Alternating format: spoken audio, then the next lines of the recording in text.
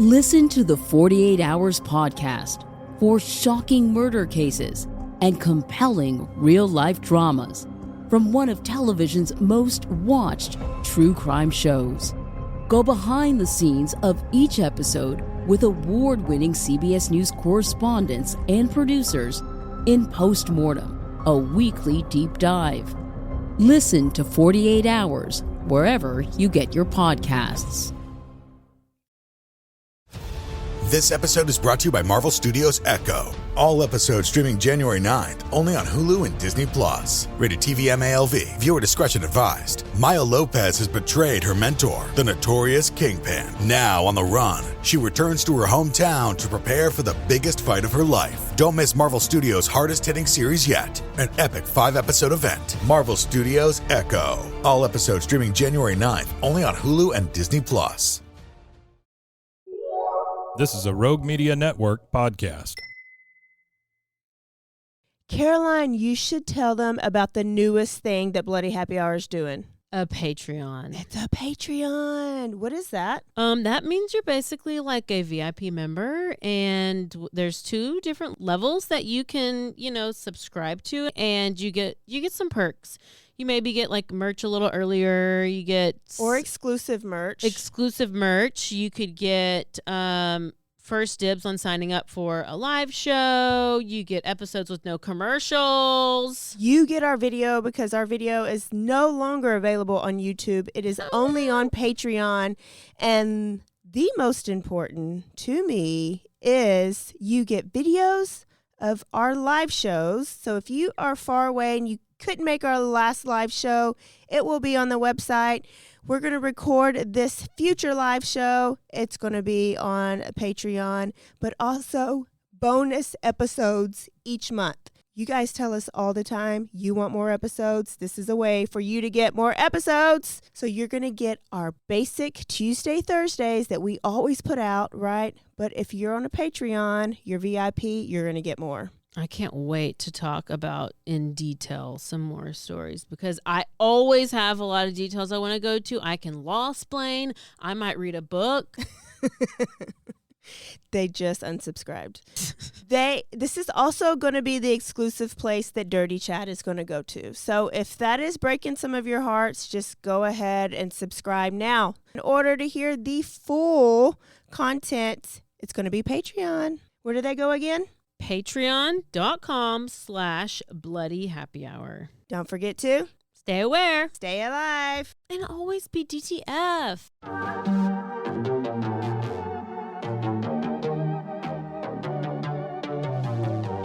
Hey y'all, I'm April. And I'm Caroline. And this is your Bloody Happy Hour.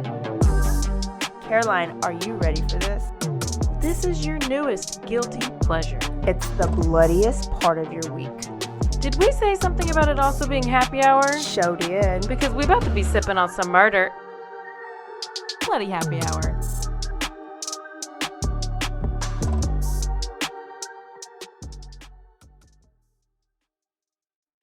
Bloody Happy Hour podcast. Your favorite true crime podcast. It is. And before we get started, this is the last time you're going to hear our voice before Saturday. And what is Saturday, Caroline? That's a live show? It is the live show. OMG. Bloody Happy Hour is 2 years old, and we are celebrating with the live show, and we are also celebrating the coming out of Dirty Chad podcast. Oh, and that involves maybe a possible... Give up some... I'll give you a little teaser. It involves a holiday. Yeah, maybe your favorite holiday. It involves possibly a syringe. But not the traditional way you would use a syringe. It involves a 911 call. Yeah, it does. And that's yeah, you should just stop there. The tip. That's just the tip. You're just getting the tip. Listen, and when we say teaser, this is like a 20-minute teaser. Maybe a 15-minute teaser. Caroline is going to tell you, episode 0 is how everything ended, like when everything just like fell apart, like when she knew Dirty Chad was the dirtiest of dirty. Yep. Yes. Okay. and you're going to see a whole different side of Caroline. And so for any of you who are new or first-time listeners, because I know I've come across some people recently who have heard about it and they've asked about this. And this Dirty Chad situation was, I was married to a guy, and he did a lot of things that were similar to Dirty John, which is the show that you may have heard of, but there was just a lot of deception, and, just kind of changed my whole life. Yeah. Yeah. It was 3 years of a lot of peaks and valleys, but mainly valleys. Yeah. And Caroline's unleashing all of that on this podcast. So you guys, if you're at the live show, you get to hear it all. It is Saturday, 7 o'clock, Cultivate 712, downtown Waco. We will have alcohol, beer, seltzers, and wine for you to purchase. And there's only $25 tickets. You can DM us to send you the link, or you can just go to our Facebook page or go to our website at BloodyHappyHour.com and register. You can even register at the door. Oh, look at that. Yes. So that is it. We will see you Saturday. Do not let us down for our second birthday. And bring a friend, or 2 or 3 or 4. Yeah, 14 of them. Second on the list, we want to shout out some of our newest Patreons. OMG. First on the list, our eyewitness level is Jessica or Jessica. We have, is that Joe Botto? That is Jessica Joe Botto. We also have Dawn Turner. Oh, Dawn. She put her whole name. Oh, she does have a cat for a profile, Dawn. Oh, Dawn. I won't hold that against wait, you. Is that from, we're going to have to make that not an Yeah, option. we're going to take the cat option we're gonna away. Take the cat option. It could be a fox. Maybe it's a I'm fox. Gonna go with the We'll fox. go with tiger. I'll take a tiger. We'll say tiger or fox. I'm going to say fox, and you can say tiger. And then we have Krista Weishart. Krista. And then Haley Wilson. And then I just met this girl this past week at the T-shirt place. Isabella Desendero. Yes. She actually saw the Dirty Chad shirts before most of you guys. So shout out. Thank you all to our first Patreons. What is Patreon? Oh, you should tell them. Oh, okay. A drink of my Malibu rum. Oh, well, I'm going to get a drink of my Deep Eddies because I'm bringing it back. I'm bringing it back to Deep Eddies. We always go back to Eddie. Patreon is where you can go and you can sign up and you can get some perks. You can get some exclusive. Actually, that's where all of the Dirty Chad catalog is going to live. Yeah. So if you want to hear anything about that story, you kind of got to sign up to be a Patreon member because, I kind of have to keep my job. It's not really going to be a lot about. I mean, it is. It's my whole life. Yeah. So if you, you also get bonus episodes. You get bonus episodes. You're gonna get the Dirty Chad. You're gonna get. You never know. I might come on and read you a book. I don't know. I might read a book to you. But yeah, you'll get some perks, and there's a couple different levels. Whenever we have gear, you'll get first dibs on the gear. First dibs, yes. Little bit of a discount on the gear, and you'll just be our patrons. You'll be our VIPs. Yeah. And that is it. That is all with the housekeeping. I think we should get started with the story because we're going to New York. Oh, but I do have one other thing. Okay. I was going to work out this week. Okay. And I ran into a listener, which I actually ran into 2 former campers. Okay. Or one former camper and a friend. Tell new people what you mean by camper. Oh, so I used to be a boot camp instructor. Yeah.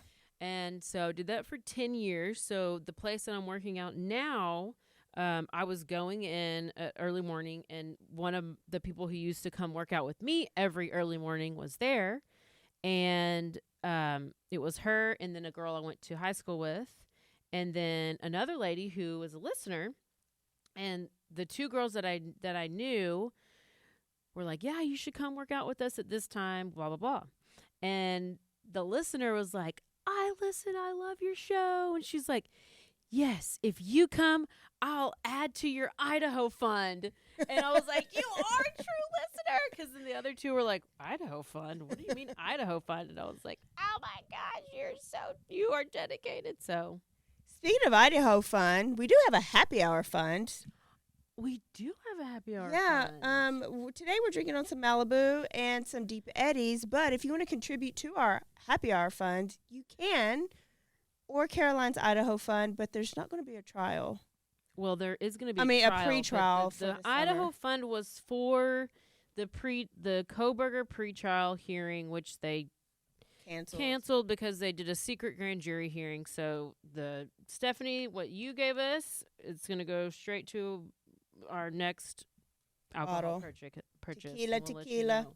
But you can Cash App us, or you can Venmo us. Bloody at- Happy Hour. Both at Bloody Happy Hour. So buy our next round. Yeah, that would be nice. I mean, it's fine. All right. We're going to New York. I'm always in Texas, so I'm going far, far, far away. Total opposite of Texas would probably be New York. Yeah. And now a word from our sponsors.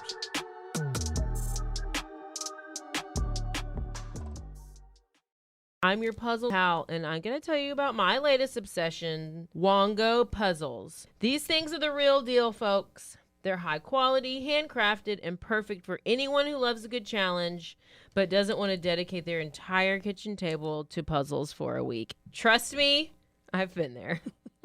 I might still be there.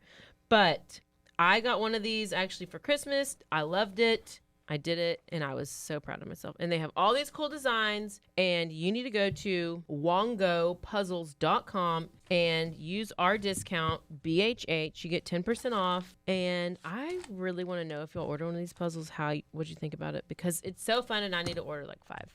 Cure Hydration. If you are obsessed with your hydration like I am, this may be something good for you. This is something that is so easy. Forget about the Gatorade. That just dehydrates you even more. And if you don't like the taste of coconut water, try Cure Hydration. You can go to my offer link. It is zen.ai/BHH20. This is vegan. It's no added sugars. It's just a little packet you could put in your water. Or if you're really smart during happy hour, you could put it into your Tito's. It is just as effective as an IV drip. And if you do not like the taste of water, it's not as boring as water, not as sugary as the sports drink. And if you're an athlete, it'll give you the best performance.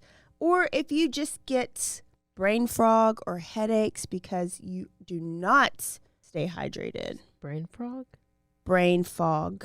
I get The brain solution is Cure Hydration. So go to that link, enter the code. You can go to my offer link. It is zen.ai/BHH20. Cure Hydration.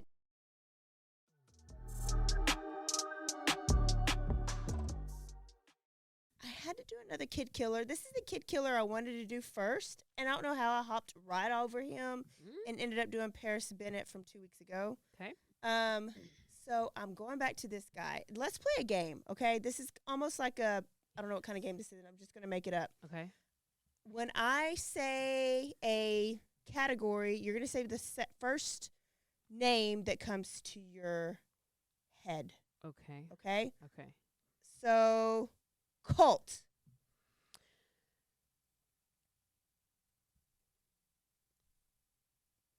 What's the first cult that comes to your head? David Koresh. Okay. British Davidians, just because. Serial killer. Ted Bundy. Killer mommy.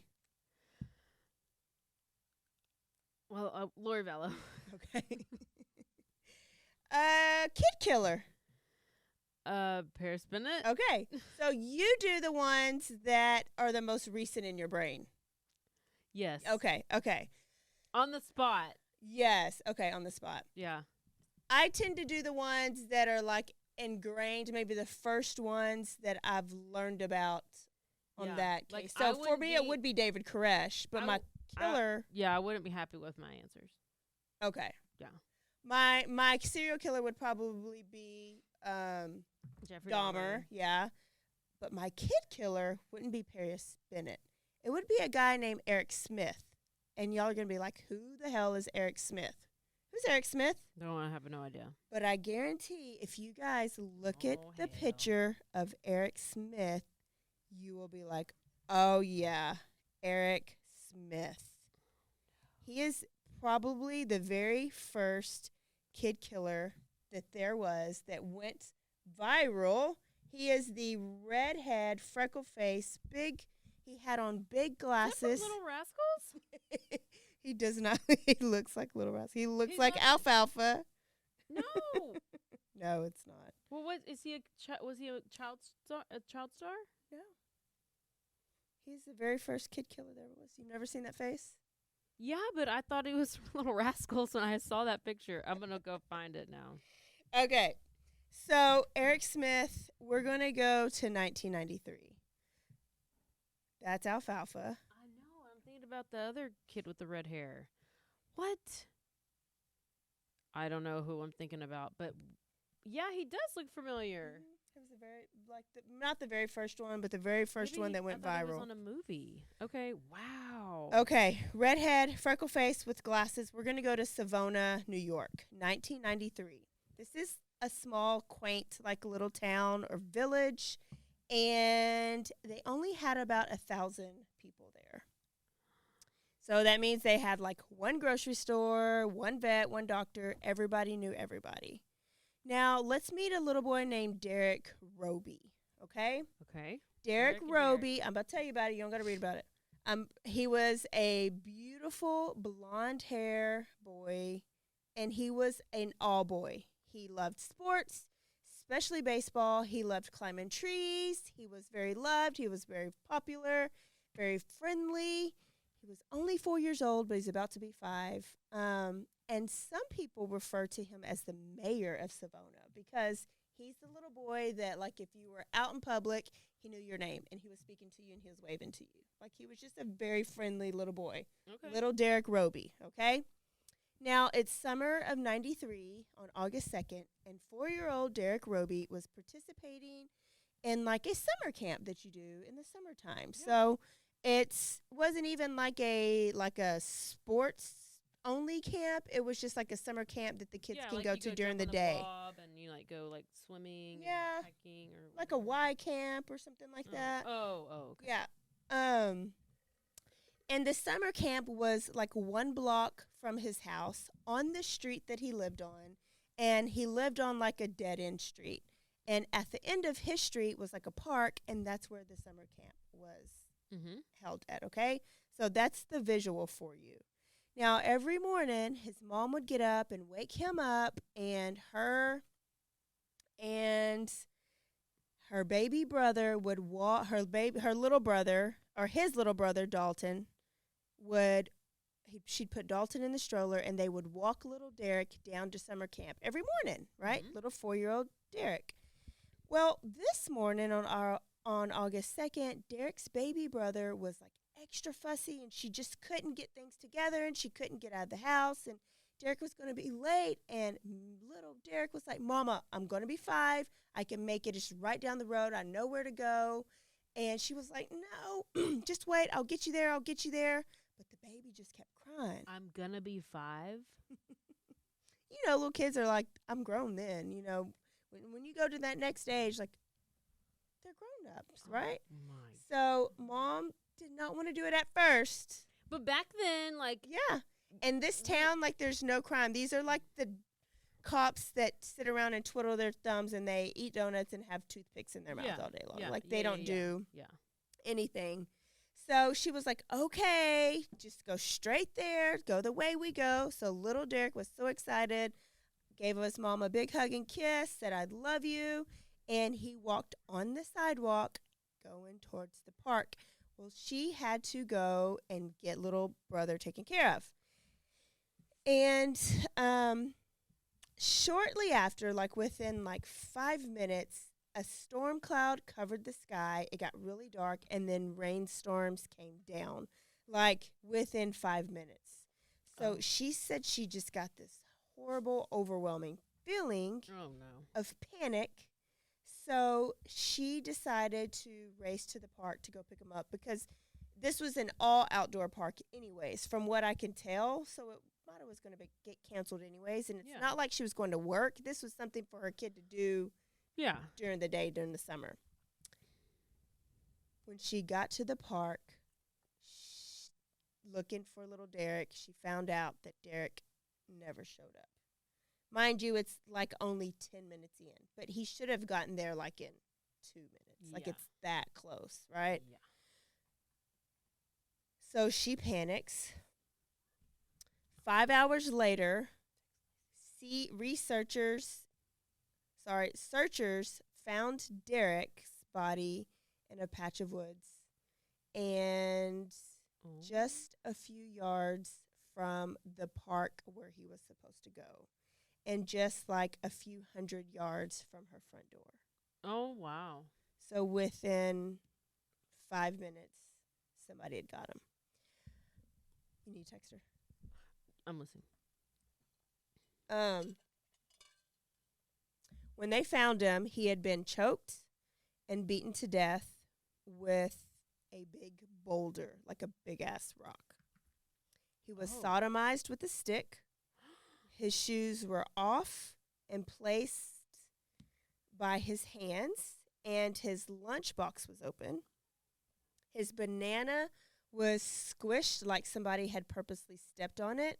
And then this killer poured little Derrick's little Kool-Aid out of his lunchbox all over his body in his bloody wounds. So here's the wounds, and then here's Kool-Aid poured all into the wounds. And he just, the wounds was from this rock? Yeah. Well, like yes. Hit him on the head or what? Mm-hmm. He was strangled. He was choked and beaten with multiple rocks, but then, like, one of them was, like, a big boulder rock that was crushed in his head. Now, of course, small town, 1,000 people. Oh.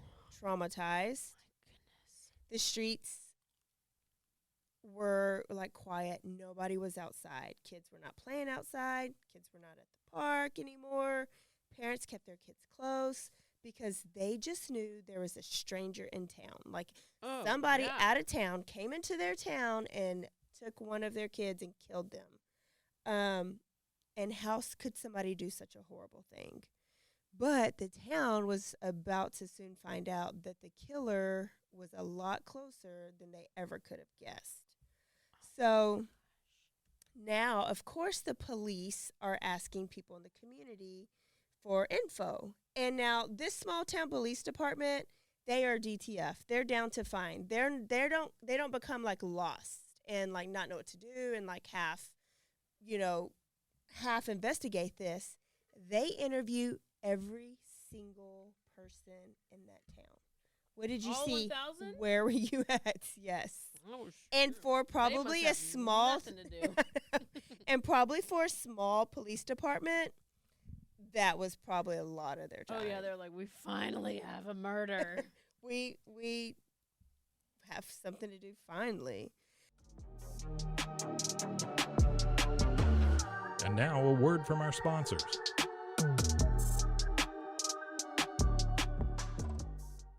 All right, if you love smoothies or if you love your protein in the morning, you need to get you a Blend Jet.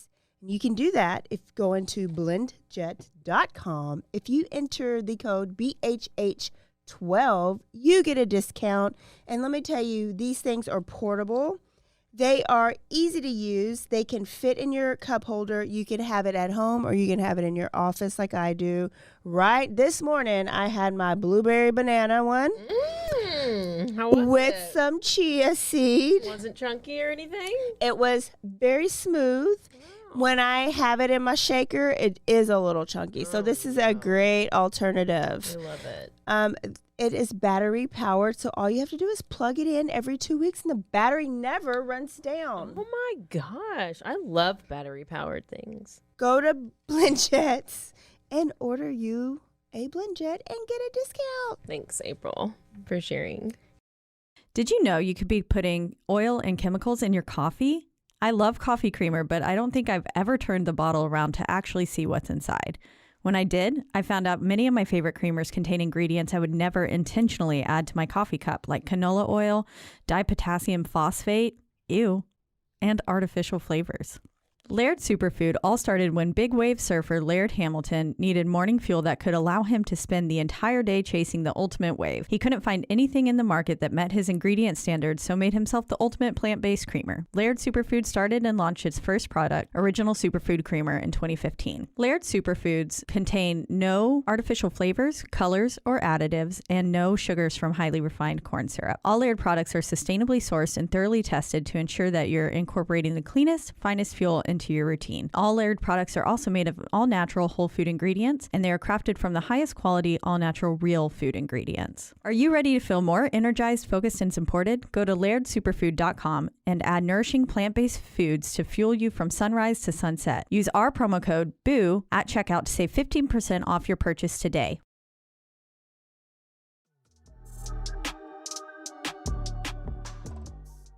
So this Smith family knew that their son Eric was out riding their bike at this time.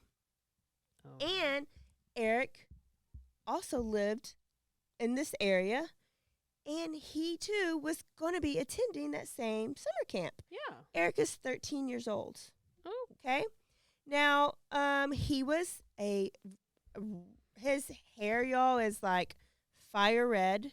He is freckle-faced, and he is a funny-looking boy with these big glasses. And if you look either on our page or just Google his pictures, his glasses are humongous. They are the typical serial They're killer like the Jeffrey Dahmer glasses. Yes. But he also has this big piece of tape, like in the middle of his glasses, like they had broken, and his parents just put tape on them to put them back together. You know what? I have a friend who did that.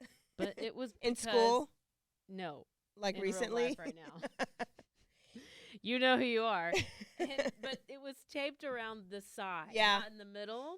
But then they had to order new glasses, and so they're waiting. Anyways, And they that's have the new ones. typically But when it yeah. happens. Like, you only have one pair, and you If need you're them a to little see. kid and you have to have your glasses. Well, and back then, it took a long time to get glasses to come in. Now you can get them, like, within a couple days. But I guess these back were the then, only it took type a long of glasses time. available. And he had his ears were down. Yes, he had some crazy, like some physical characteristics that people later said that his mom, like his ears were really, really low. Said that his mom had to take some anti-seizure meds while she was pregnant. So that could have contributed to like his low ears and like his horrible vision. So it's kind of scary, like when you're pregnant and you're also on like a lot of fetal prescription alcohol drugs. syndrome Yeah, looking. I thought I had that for a little bit. I think I got it right now. So when they talked to Eric, he said, "Yeah, I remember seeing Derrick." So she hurried him down to the police department. The mom was like, "You saw Derrick? Okay, let's go. Yeah. Let's go tell the police what you said." So he go down to the police department, and he was questioned. And he did tell the police that he saw Derrick eventually, and they felt like, okay, we caught a break. Eric saw Derrick, and he saw him right in the area where Derrick's body was found. So they took him out there. They said, "Let's go out there. Show us where you were on your bike. Show us where you saw Derrick." "Could you see what Derrick had on?" He said, "Yeah, Derrick had on a Tasmanian devil shirt." "Oh, could you see that Derrick had on like his lunchbox?"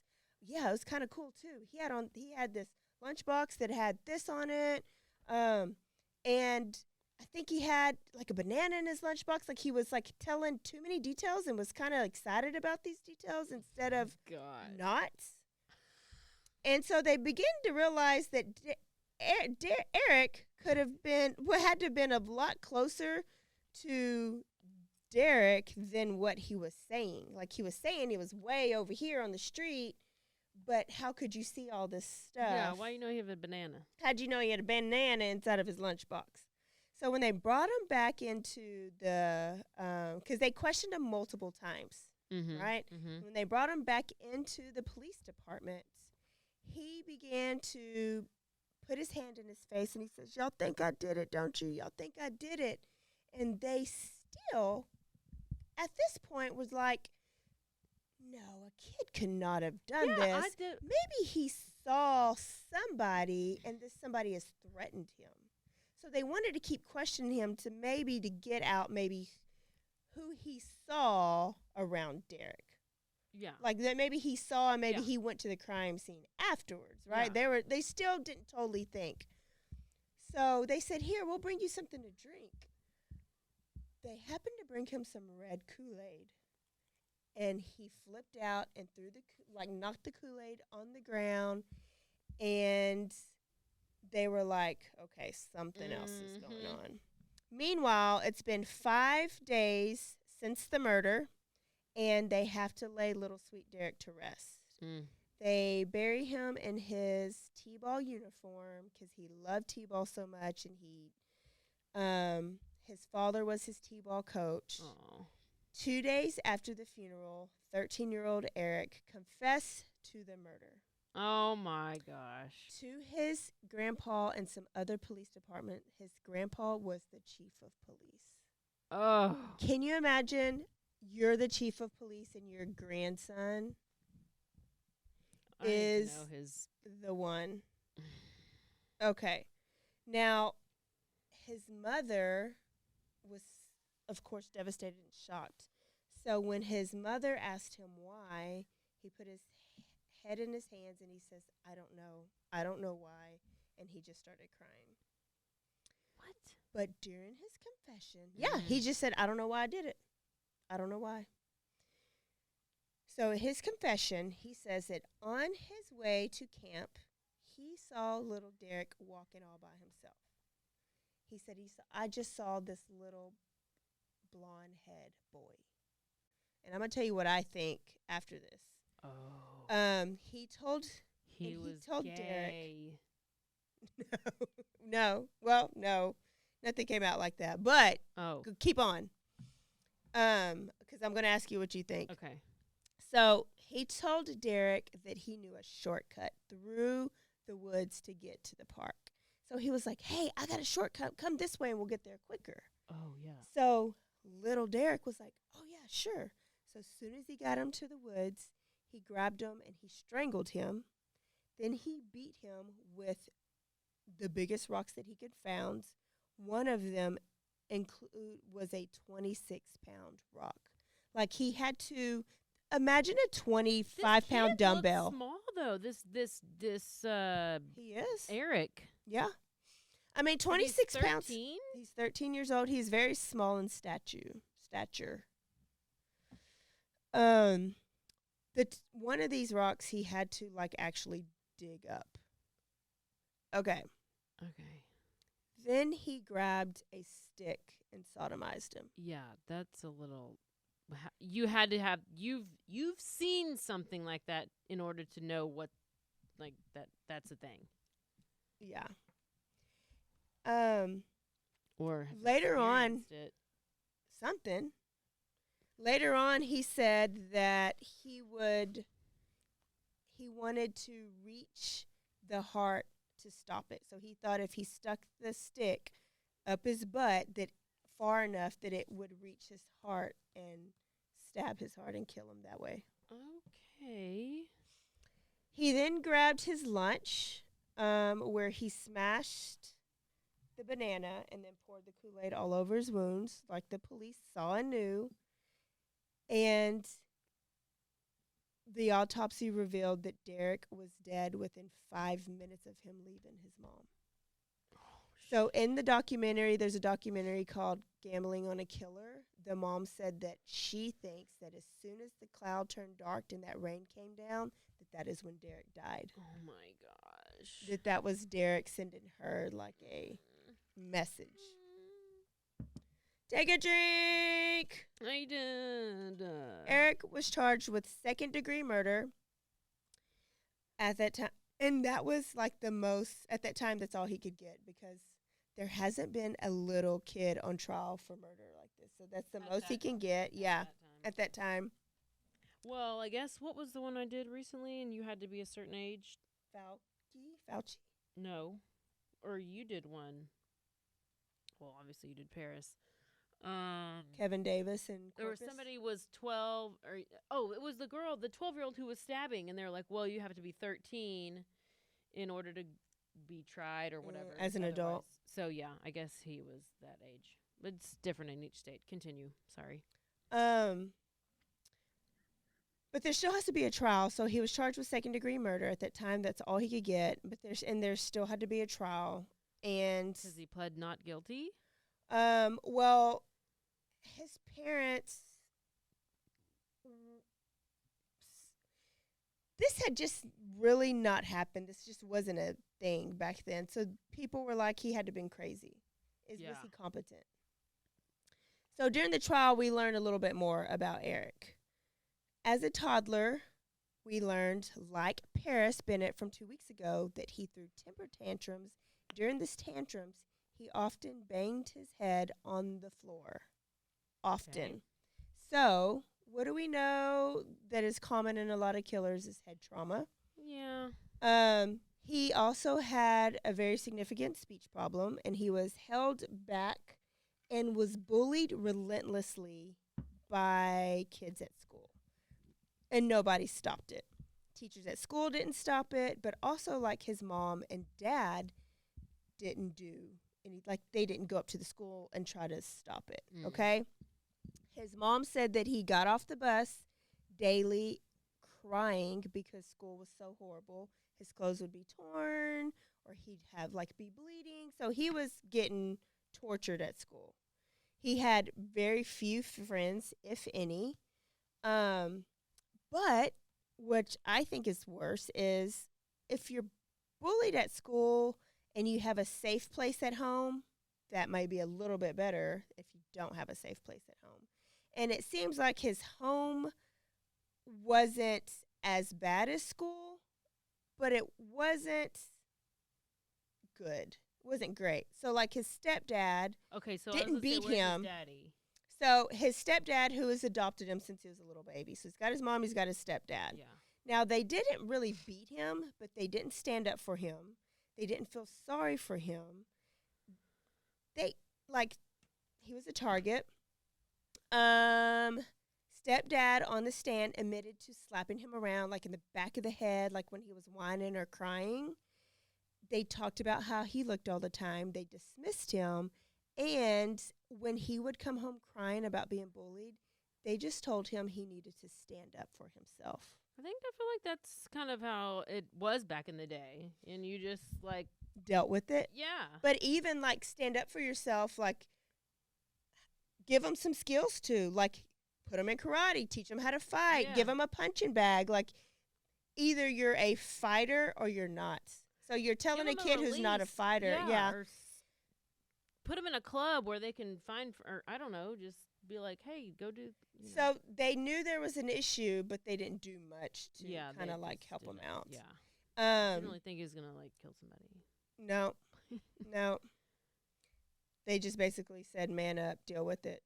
But they didn't give them the tools to deal with it, in my opinion. Right. So also in trial that it came out that he started hurting animals. Oh, here we go.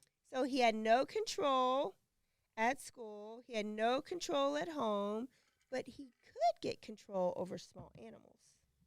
So he shot dogs with BB guns. He strangled cats, and he would drown any little birds that he can catch. He would just stick them in water and drown them. Did they see him do this, his parents? Well, or not? We don't know. That's just what we know later on. They knew about the dogs and they knew about the birds. I don't know about the cats, but the little boy, like he goes through lots of interviews and stuff. So the little boy's telling him a lot of stuff. And I mean, when you're a kid, you tell things not knowing that it's really right or wrong. Like you're just telling he just is telling the truth because it's just what he Well, he kind of does look like Chucky. He looks like I Chucky. think they might have made Chucky after based him. off him. Can you imagine, like, how little redhead boys probably I'm got just glad judged? that my friend's son is not redheaded because he is kind of like Chucky. He doesn't bite anymore, though, so it's good. Oh, yeah. Casey. She'd be like, stop talking about my kids. Okay. So he Yeah. eventually graduated from animals to obviously a small kid that he Clearly. could control. Mm-hmm. Dad also talked on the stand how one day Eric came into the house and he was shaking, crying, red. His fists were clenched. And he was just saying, I'm so angry. I just want to hurt something. I want to hurt something. I'm so angry. And so his dad was said, shut up. And when I was like that when I was young, I just went out in the barn and I just hit a bag. Go hit something. So he flew out the door. And when he came back in, his fists were bleeding. His hands were bleeding. But he had stopped crying. And so they were like, well, where'd you go? He beat the tree trunk in the front yard. Like, that's not normal. Like, to beat a tree trunk? Okay, let me just tell you. Let me just give y'all a little and side make story. yourself bleed? So, when I was younger, I had a very, very, very, very, very bad temper. Okay. I had a cast. My sister signed it in the wrong place. I jumped on the coffee table and broke it in half. If I was mad and I hit the turn on the light switch, that little white whatever, and I would hit it so hard that the whole square from the light switch would come off the wall. I had those big giant red punching gloves because I would get so mad. I would have to take the punching gloves and go outside, and I would punch the brick of the house. Wow. And at least you had used gloves. it so much, I tore all of the punching gloves were ripped up because I just would get so mad. People are taking notes on you right now. I just had a horrible temper. And I think that's why now I'm just so like. Because you don't now. Nothing. Yeah. I went from all the way all to none. That means when you do, actually, it's going to be bad. Well, there was a time recently where I got it's in there. It's still in there, and I got so and so if I get really angry, or I'll just I need to hit something, and it's it's just. I wouldn't hit. But then I'm I don't want to. I want to throw my phone, but I don't want to mess it up. Phone. So I'm logical about it, but I'm still. You need a release, but I'm I don't want to hurt myself. But yes, I mean I understand I think I have the rage occasionally, and that's that rage. But I just had a horrible, horrible, horrible temper when I was little. That is so random. Yeah, I wouldn't have guessed that because. Not at all. Do you have that now? No. So he did release it. But I would at least punch the sheetrock on the wall or something. Right. He wanted to feel that pain I too. didn't want to feel the pain. I just wanted to get and it made him feel energy out. better to feel the pain and get that energy out because he was bleeding. Yeah. So that's a lot of rage. Also, during trial, a therapist got up there and diagnosed him with intermittent explosive disorder. Oh, what's that? That's probably what you that's had. What I have. That's what you had. Still a thing. They questioned if he was sexually abused during trial because who just sodomizes? Yes. Okay? Yeah. So he was the middle child. He had an older sister and a younger thing. No. And when I listened to T-Cat, to True Crime all the time, and he was telling the story. And so one of them, Mike, I think, who was telling the story, and he was saying how he was the middle child, and the middle child is a thing. But he said that this was not a reason or not an excuse, that he was just the middle child, and like the trial didn't make a big deal out of this, but his older sister came up and went on trial and said that the stepdad abused her. Like, because you don't know if that's just like She's a redhead he too. like hit her, like grabbed her butt, or if he like actually. Well, I don't know. She said repeatedly sexually abused her. So I would say maybe molested her. It didn't say like if it was rape or not, and I didn't dig deep enough. Yeah. So she was saying Ted, stepdad, probably abused little boy too. Right. But do you usually do the boy and the girl? Like it's usually like if you usually do Well, one I or the know, that's other. what Usually you like the girl or you like the boy. Unless you're I feel like Jared from he Subway. is taking his anger out on this little kid, but why would he sodomize him unless something like that was done to him? The only thing because they questioned him and they asked him why, and the only thing they can get out of him to explain the sodomy, because he denied anybody ever doing anything to him, and they did the assessment to see if he there's any type of abuse, like Right. penetrations, and there wasn't, and he didn't make any allegations against his stepdad or anything else. He said that he thought if he shoved that stick, it would go to Go to his the heart heart. and kill Derrick quicker. Okay, well, how do you even think that? How do you even? And then think if you're about that? 13, I know, why wouldn't you just put it in the How heart? do you even think of something up the butt? Well, I mean, at that young of an age, I should say. Well, and they're saying like at that young of an age too, you don't know anatomy, you don't know like how the body works. I don't know. Nowadays they do, but shit. So, Hmm. to end the trial, there was testimony that came back. Testimony that said that he was a normal kid at school. Okay. That he was friendly, that he played jokes and pranks on people. He was in an upbeat mood. He was on the wrestling team. He played the trombone and was in the school band. That he loved Garth Brooks and had aspirations to play in a country band. So what we heard in the beginning about him being bullied and no friends and terrorized, and then what they heard at the end of the trial, one of the last things that they hear is, oh, nope, he wants to be Garth Brooks and he's involved and he is on the wrestling team. Two totally different things. What? Two varying accounts of his personality. And then one of the last things they saw was they brought in that big-ass rock in the courtroom. Oh, that's and good. made sure that they saw that it had dirt on it to prove that he actually was mindful enough to dig it out. Yes. up. He took the time to dig it up, had to pick it up and throw it. And pick it up and bash it over the little boy's head. Yeah, and he had to take the boy's pants off and stick the stick in his butt. And then lastly, he visited the crime scene multiple times during the day until the body was found. To just look at it? Yep. So at first when he killed him, he took off.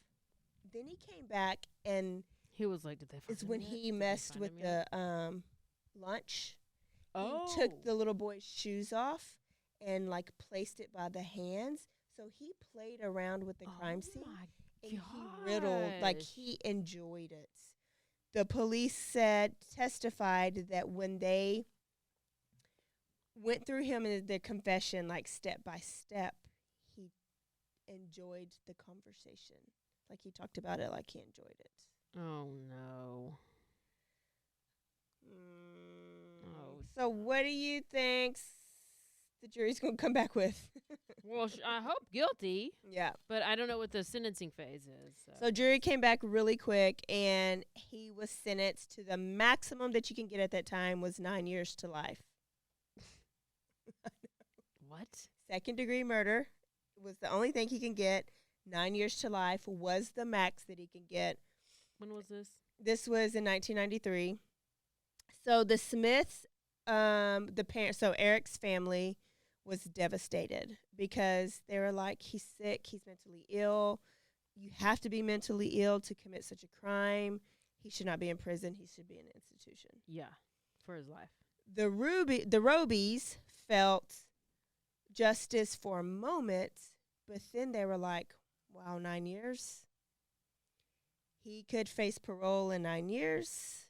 So they could really only rejoice for a little bit because they had to think he could be out in 9 years. So 9 years later was 2002, and Eric Smith faced parole, had a parole hearing. Okay? And, of course, he was denied. But the Robey family, so you got Mama Robey and Daddy Robey and then little brother Dalton Robey, they, of course, went to the hearings and they spoke, but they also played videos and had pictures. And they were just like, we could not risk him getting out and doing this to somebody else. So they felt like it was their responsibility to make sure Eric stayed in jail. Rightfully so. Mm-hmm. Agreed, right? Mm-hmm.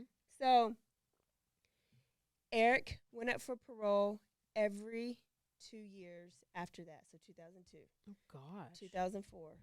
2006. 2008. So at each parole hearing, they would present with the home videos, and they would read the interview with Eric, where he described in detail, without much emotion, like what either police or the doctors would say, and then Eric's response. So they asked him if the killing gave him a good feeling, and he answered yes. And they asked him why, and when they asked him why, he said, instead of me being hurt, I was hurting someone else. Growing up, he was always the victim. Weren't even hurt. This was the first time he was ever the victimizer. Like, those weren't his words, but right. Like, he was always the one being hurt, so it felt good for him not being hurt, like him hurting somebody else. Mm-hmm. So it gave him that power and that control that he had never felt like he had his whole life, because he was, one part of the story is he was being bullied everywhere, at home and at school. They asked him also at this time, he was younger, would he have done it again had he not gone to jail? And his answer was yes, because it made him feel so good. Oh, good. So every 2 years, they would read that and show the videos, and so that's why he was denied. Okay. Until 2021. Okay. What happened? And clinical psychologists, he's had a lot of interviews, and psychologists watch interviews from when he was 13 and then ongoing, and they see that he now seems more sincere. Okay. And that he is apologetic. They see empathy coming out, and they don't see that. They see remorse, that he grew in emotions and maturity, and his interviews seem very convincing. And his last interview, he said that he wanted to get married, get a job, and have kids, and that he wants to counsel kids who have been bullied like he was. Oh, so that maybe they don't do what he did. So I just wrote down one of his quotes. I want to know who his psychologist was, because if it was this lady. No, so none of the psychologists actually even saw him. They just watched his interviews. Oh, that's good. that's reassuring. So he felt God was calling on him to do ministry, and said that while incarcerated, he was working on getting his college degree in crusade evangelism. Caroline. He was also looking forward to working in electrical installation or carpentry. He says, I'm not a threat. The 13-year-old kid that took Derrick's life is not the man you see sitting in front of you talking. If you were to give me the chance, I would not only prove to you that I'm not a threat, I would definitely be an asset to the society. So the board decided to give Smith that chance. And so he was released in November of 2021. And is he back in jail already? Granted parole. It was delayed because he had to find housing. Now, the Savona community where he lived, this is what I thought was crazy. His parents still lived in Savona. There's only 1,000 people there. So of those 1,000, every person there knows that your son was a killer, and you didn't move? You didn't even move 2 towns over? No, they didn't even move. So they did a peaceful protest saying that we do not want you back in this town. So when they found housing for him, they found housing in Queens, New York. Oh. So they interviewed the Robeys afterwards, and the Robeys said that, yes, he is released, but they feel released too. They feel free. They don't feel restrained by the parole hearings every 2 years. Because what would happen, would happen every year at Christmas. So they would get ready to put up decorations, then they'd get the letter, and then they'd have to prepare. So it would ruin the holidays every single year for them. So now they feel like they can live freely. The wooded area where Derrick was found was bulldozed down, and they put a baseball field there in honor of little Derrick, and there's a little statue there in honor of him. Oh. And little Eric Smith is engaged to be married from a lawyer that started writing him when he was in jail. I guess I need to go to jail. This is bullshit. Maybe he's a carpenter. Maybe he's a counselor. I don't know. I'm done with this. Do we think Eric's going to kill again? Yes, he's going to kill he's going to have a kid with this person, and he's going to get mad and kill. Kill the kid? I don't know. I don't have faith in humans. I'm going to go live with those aliens who crashed and wherever they crashed. That's why I saw this. It's called gambling on a killer. So, like, we're basically gambling on them because these psychologists were like, he seems sincere, but we don't really know until they get out. And plus, people can say whatever they want. Don't believe anything anybody says. It's all about their actions. I've learned that. And, they know how to fake it. And we don't know until they get out. They do it again. You know what? It's fine. So keep an eye out on you know what? At least redheads in New York.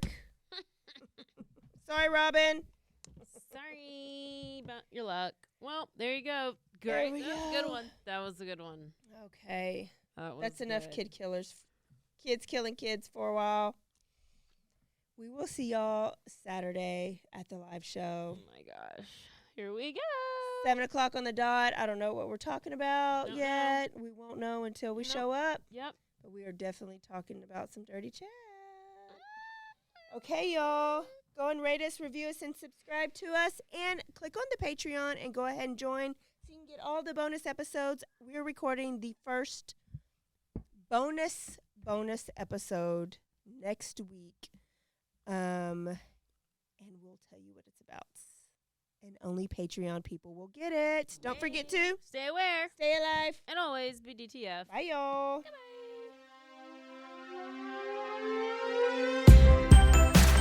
Everybody has a story worth telling. I'm Corey Duncan. On Best Story Ever, I take guests that you know through their most unique and captivating stories. The best part? I hear the story for the first time when you do. Everyone has a story. What's yours? Find Best Story Ever on Apple Podcasts, Spotify, and anywhere you listen to podcasts.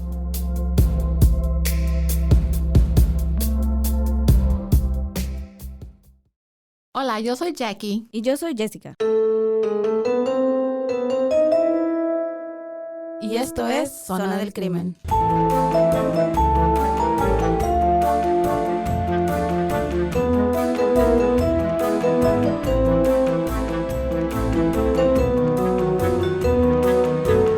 Un podcast donde hablaremos sobre casos de crímenes reales y eventos impactantes que han quedado marcados a través del tiempo. Recuerden que nos pueden seguir en Facebook, Instagram o donde escuches tus podcasts favoritos.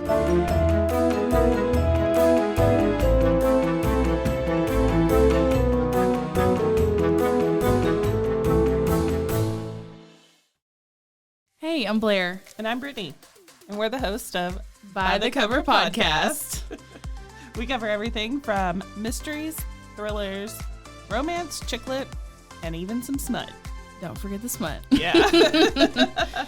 We're so excited to get this thing going and share this with you guys. We've been talking about this for months, and it's finally happening. Yes. Special shout out to Rogue Media for helping us with this. For sure. You can find us on Instagram at @bythecover_podcast. You can also find us on Facebook and TikTok, so don't forget to give us a follow on those two also. And we are so excited to dive into some of our favorite books and share those with you. We can't wait. Hope you love it.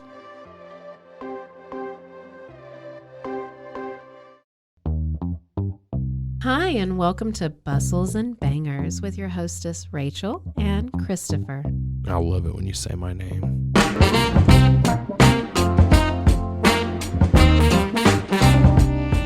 And you didn't say hi. I didn't. You just kept going. I'm going to introduce the book.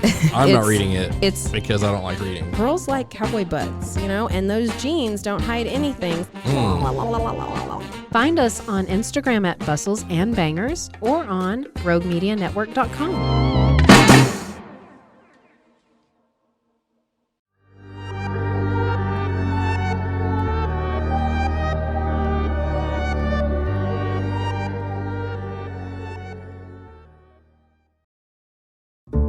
This has been a Rogue Media Network production.